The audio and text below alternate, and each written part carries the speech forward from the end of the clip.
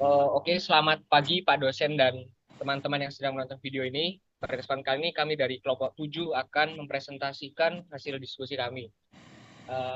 Dan sebelumnya kami akan memperkenalkan dulu anggota kelompok kami. Yang pertama itu ada Mbak Tiwi, terus ada Mbak Naya, terus ada aku Imanul Ronaldo, terus ada Max, terus ada Aldi. Oke, kita langsung ke poin pertama, itu adalah pikiran dan perasaan. Apa yang paling penting dan bermakna bagi subjek?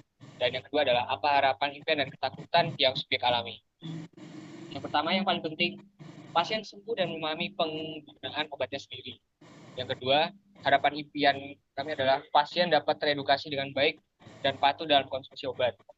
Yang ketiga, ketakutan yang subjek alami, yakni pasien lupa minum obat, lalu ada pasien tidak paham tentang informasi yang diberikan tentang obat yang diterima. Lalu poin selanjutnya akan disampaikan oleh Mas Aldi. Silakan. Baik, untuk poin selanjutnya dilihat dari seperti apa lingkungan yang berada di sekitar subjek. Untuk yang pertama, itu ada apotek. Lalu untuk yang kedua itu ada obat. Dan untuk yang ketiga itu ada rumah sakit. Lalu didengar dari hal apa yang mempengaruhi subjek. Itu yang pertama adalah dari kebutuhan pasien. Yang kedua, respon dalam menerima informasi dari apoteker. Lalu yang ketiga adalah obat yang diresepkan oleh dokter. Selanjutnya dilanjutkan oleh Mas Maximilianus.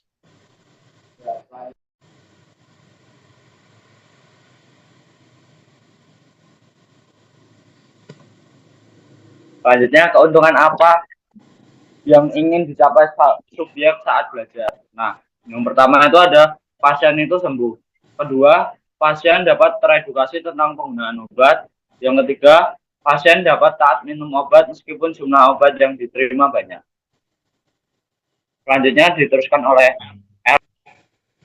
Lalu yang kita lanjut ke poin yang saja, itu kesulitan. Apa hambatan dan tantangan yang dialami subjek ketika belajar? Yang pertama itu adalah kesulitan diagnosa penyakit dari gejala yang dialami pasien. Yang kedua, kepribadian pasien yang berbeda-beda. Dan yang ketiga adalah jumlah obat yang diterima pasien. Lalu kita akan berlanjut ke poin selanjutnya, yaitu pemahaman terpilih yang disampaikan oleh Max.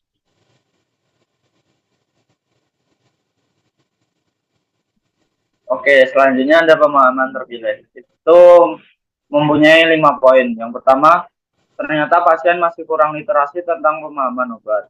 Yang kedua, ternyata pasien masih kurang memperhatikan saat proses edukasi. Yang ketiga, ternyata pasien masih kurang taat dalam penggunaan obat. Yang keempat, ternyata pasien masih acuh tak acuh tentang penggunaan obat. Yang terakhir, ternyata pasien masih kurang memperdulikan kesehatannya sendiri. Selanjutnya akan disampaikan oleh Mbak Tiwi. Oke, dari pemahaman terpilih itu kita dapatkan bahwa ternyata pasien masih kurang literasi tentang penggunaan obat, kurang memperhatikan saat proses edukasi, kurang taat dalam penggunaan obat, acuh tak acuh tentang penggunaan obat, dan kurang peduli terhadap kesehatannya sendiri. Nah, dari 5 pemahaman tersebut, 2 poin utama yang akan kami tekankan di sini adalah mengenai kurangnya perhatian pasien saat proses edukasi dan kurangnya kepedulian pasien terhadap kesehatannya sendiri. Maka didapatkan 2 desain challenge, yaitu yang pertama adalah bagaimana kita bisa meningkatkan kepedulian pasien terhadap kesehatannya agar edukasi yang diberikan oleh apoteker bisa efektif dan meningkatkan kepatuhan minum obat. Kemudian yang kedua adalah bagaimana kita bisa membantu proses edukasi penggunaan obat agar pasien di apotek Ivana bisa lebih memperhatikan apoteker saat proses edukasi. Kemudian dalam perumusan desain challenge ini yang menjadi sasaran dari proyek kami adalah pasien dan kebutuhan yang kita harapkan terpenuhi adalah edukasi tentang penggunaan obat yang efektif yang diberikan oleh apoteker. Selanjutnya akan dijelaskan oleh Naya.